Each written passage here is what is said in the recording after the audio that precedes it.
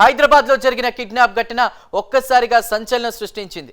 కొంతమంది దుండగులు పట్టపగలు ఒక అడ్వకేట్ను కిడ్నాప్ చేసి ఎత్తుకెళ్లారు. అడ్వకేట్ భార్యకు ఫోన్ చేసి ₹1 కోటి డిమాండ్ చేశారు. పోలీసులు ఆ కిడ్నాప్ ఘటనను సవాల్గా తీసుకున్నారు. మరి ఆ కిడ్నాపర్లకు పోలీసులు చెక్ పెట్టారా లేదా తెలుసుకోవాలంటే వాచ్ ది స్టోరీ.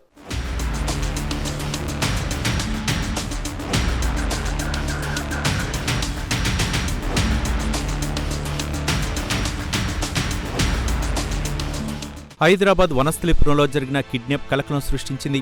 హైదరాబాద్లో సీనియర్ అడ్వకేట్గా పనిచేస్తున్న పాలడుగు నారాయణ్ను సరస్వతీనగర్ ఎస్ఎన్ఆర్ అపార్ట్మెంట్లో నివసిస్తున్నాడు.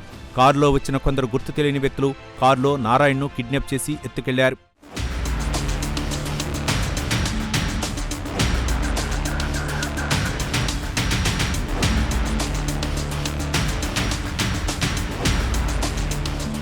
అడ్వకేట్ నారాయణ్ను ఎత్తుకెళ్లిన కిడ్నాపర్లు తర్వాత అతని భార్యకు ఫోన్ చేసి ₹1 కోటి ఇవ్వాలని డిమాండ్ చేశారు.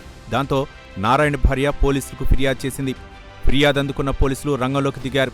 కిడ్నాపర్లను పట్టుకునేందుకు ప్రత్యేక బృందాలను ఏర్పాటు చేసి నగరం మొత్తం గాలింపు చర్యలు చేపట్టారు. అడ్వకేట్ నారాయణ భార్యకు వచ్చిన ఫోన్ కాల్ ఆధారంగా లొకేషన్ గుర్తించి కిడ్నాపర్లను పోలీసులు ట్రేస్ చేసేందుకు ప్రయత్నిస్తున్నారు.